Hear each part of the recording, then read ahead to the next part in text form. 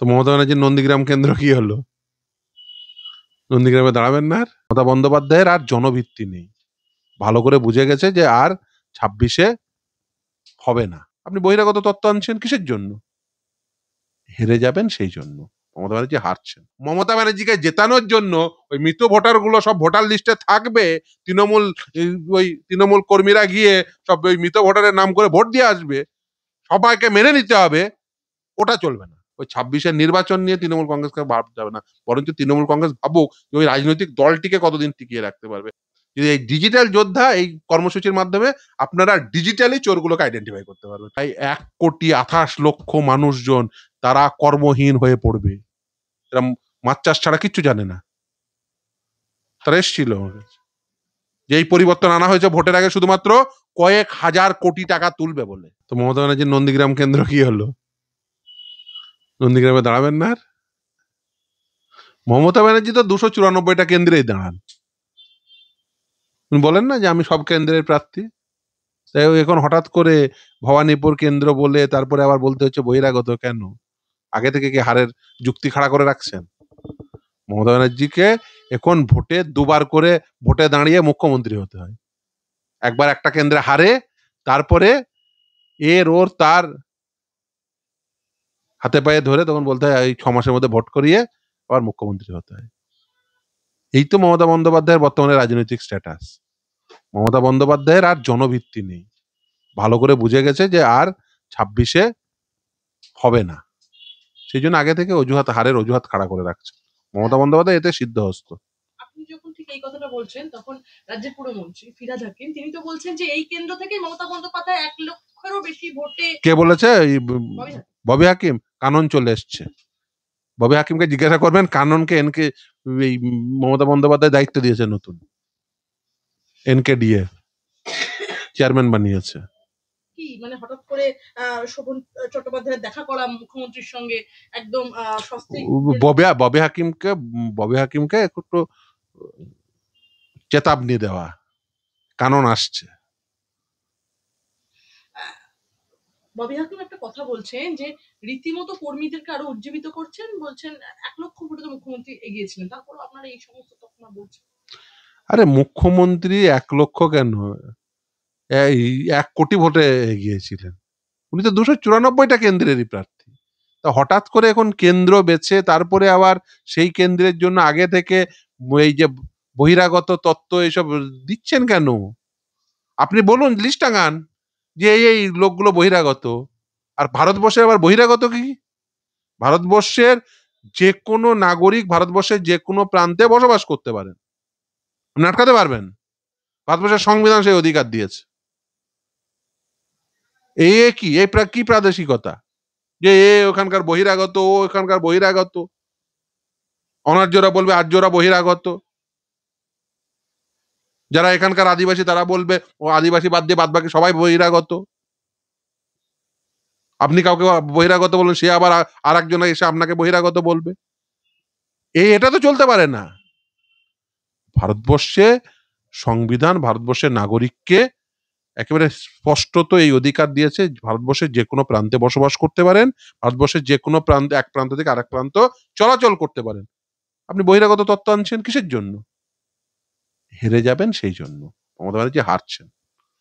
ফেরদৌসদা নির্বাচন আসন্ন বিভিন্ন রাজনৈতিক দল তাদের নিজেদের মতো করে রাজনৈতিক কর্মসূচি শুরু করেছে ইতিমধ্যে। আমি বলবো এমতো অবস্থায় বিহারে স্পেশাল ইন্টেনসিভ রিভিউ লাগু হয়েছে, বাংলায়ও SIR লাগু হতে চলেছে এমনটাই জানাচ্ছেন কেন্দ্রীয় স্বরাষ্ট্রমন্ত্রী অমিত শাহ। একদম তৃণমূল আবারও বলছে যে এখানে SIR হতে দেবে না। নভেম্বরের প্রথম সপ্তাহে শহীদ মিনার চত্বরে সভার পরিকল্পনা রয়েছে মুখ্যমন্ত্রী মমতা বন্দ্যোপাধ্যায় এবং অভিষেক বন্দ্যোপাধ্যায়ের। সূত্রের খবর এমনটাই রয়েছে যে SIR এর নামে বাঙালি হেনস্থার প্রতিবাদে এই সভার পরিকল্পনা। কি বলুন? দেখুন, প্রথম কথা বলি, SIR হচ্ছে একটি আইনসঙ্গত প্রভিশন। স্পেশাল ইন্টেনসিভ রিভিশন এইটা representation of people's act RP অ্যাক্টে নির্দিষ্টভাবে বলা আছে। ফলে ভারতবর্ষের নির্বাচন কমিশন তারা এই SIR করতে পারেন। এই SIR দেখুন, SIR করার মধ্যে কোনো প্রকার ভুল ত্রুটি নেই। এর আগে SIR হয়নি, SIR হয়েছে। যদি SIR এর নাম করে যদি একটা ভোটারেরও নাম কাটা হয় বৈধ ভোটার, সেটা অন্যায়। তার বিরুদ্ধে সবাই গর্জে উঠবে, প্রতিটি নাগরিক গর্জে উঠবে। এসআইআর এর নাম করে নির্বাচন কমিশন জনগণকে ভয় দেখাতে পারে না, বা বিজেপি বা আরএসএস কেও ভয় দেখাতে পারে না। কিন্তু এসআইআর করা যাবে না, মৃত ভোটার সেটাকে বাদ দেওয়া যাবে না। মমতা ব্যানার্জিকে জেতানোর জন্য ওই মৃত ভোটার গুলো সব ভোটার লিস্টে থাকবে, তৃণমূল ওই তৃণমূল কর্মীরা গিয়ে সব ওই মৃত ভোটারের নাম করে ভোট দিয়ে আসবে, সবাইকে মেনে নিতে হবে, ওটা চলবে না। যত মৃত ভোটার আছে সব বাদ দিতে হবে। একটা ভোটারের নাম 3 জায়গায় আছে, বাদ দিতে হবে। আমি সমস্ত নাগরিককে আহ্বান করব যে আপনারা আইডেন্টিফাই করে দিন একেবারে বুথ ভিত্তিক, যে এই মানুষ মারা গেছেন, তৃণমূল কংগ্রেসের কর্মীরা গিয়ে ভোটের সময় এই মানুষের নামে ভোট দিয়ে আসে, নাম বাদ দিন। একই মানুষের 3 জায়গায় নাম আছে, তারা নিজেরাই এসে বলুন যে এই আমার 3 জায়গায় নাম আছে, আমার 2 জায়গায় নাম কাটা যাবে, 1 জায়গায় নাম থাকবে, আমার এই জায়গায় নামটা রাখুন। কিন্তু সেটা করতে দেব না, ভোটার লিস্ট সংশোধন করতে দেব না, ভোটার লিস্টে মৃত ভোটার থেকে যাবে, এই মৃত ভোটারের নাম করে ভোট মেরে আসবো, সেটা চলবে না। দেখুন, এসআইআর এর নাম করে একটি বৈধ ভোটারেরও নাম বাতিল করা যাবে না, কিন্তু এসআইআর করা যাবে না, বা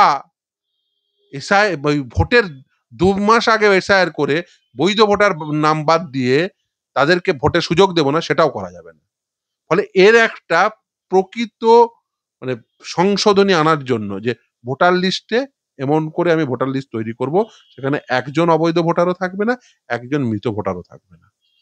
আপনি যেরকম খুবই স্পেসিফিক এটা খুব আলোচনা করলেন যে একজন বৈধ ভোটারের নাম বাদ যাওয়াটা যেরকম খুবই আপত্তিকর একটা বিষয়, সেরকম মুখ্যমন্ত্রী কিন্তু প্রথম থেকে এই সমস্ত প্যারামিটার্স গুলো কখনোই আলোচনা করেননি। প্রথম থেকে তিনি বলছেন যে এসআইআর করতে দেব না। করতে দেব না, এবং তিনি চান না যে বেসিক্যালি ভোটার লিস্ট সংশোধন হয়, কারণ তিনি ভালো করে জানেন এই মৃত ভোটার গুলো ভোট তো দিতে আসে ভোটের দিনে কাদের আনুকূল্যে, কাদের সহায়তায়, তৃণমূল কংগ্রেসের সহায়তায়।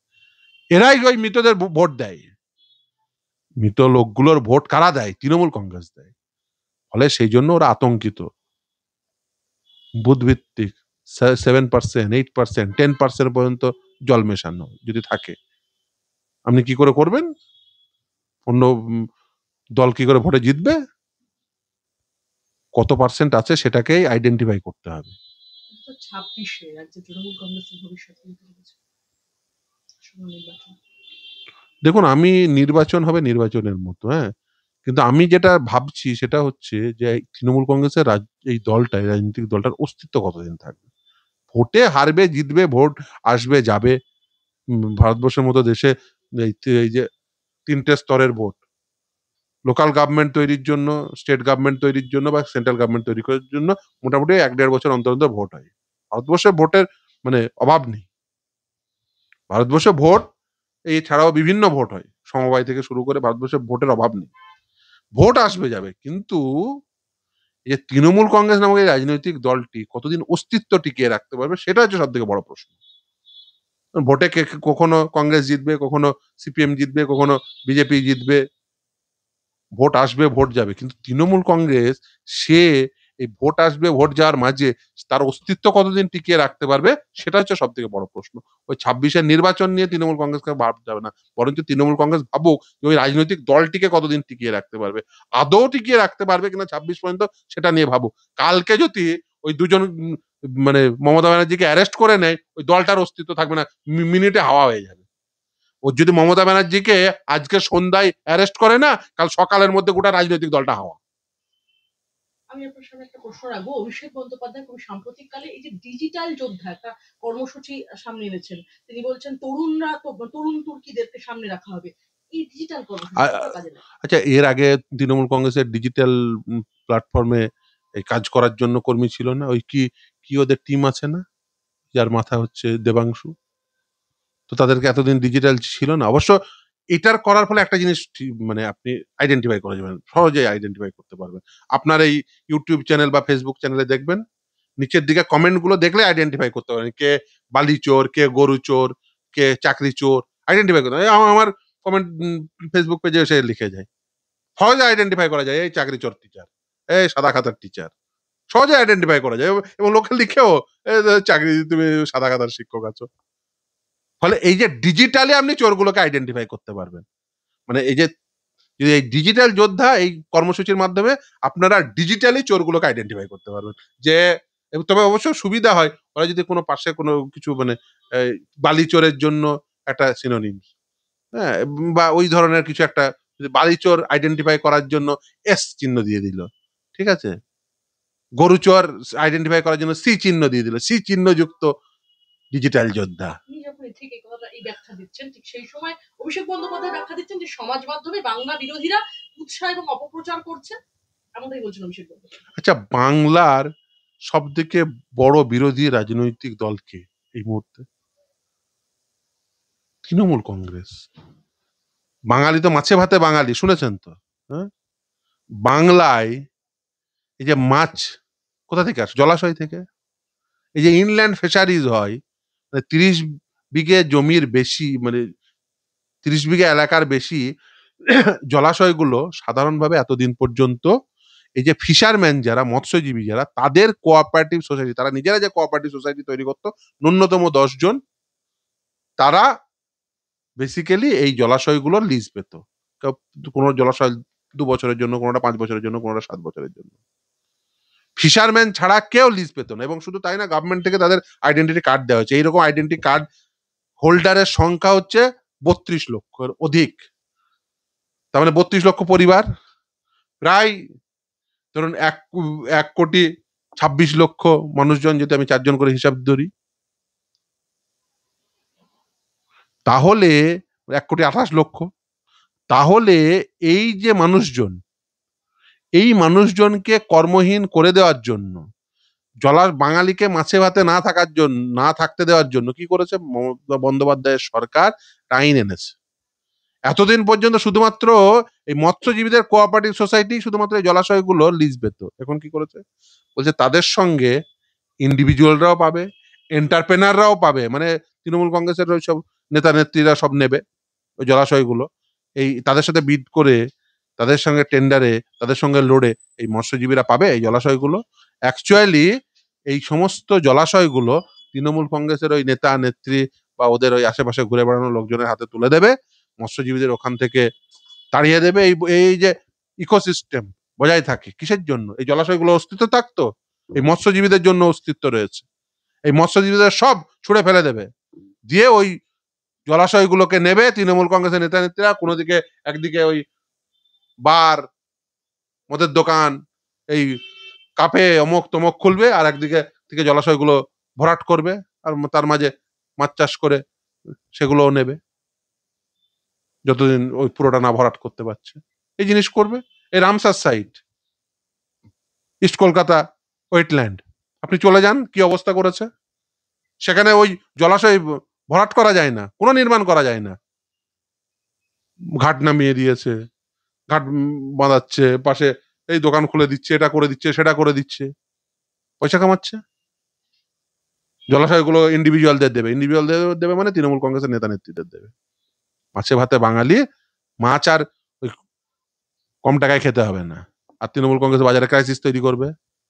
মাছ একদিন দিল না, ২০০ টাকার মাছ ৬০০ টাকায় মাছ বাঙালিকে কিনতে হবে।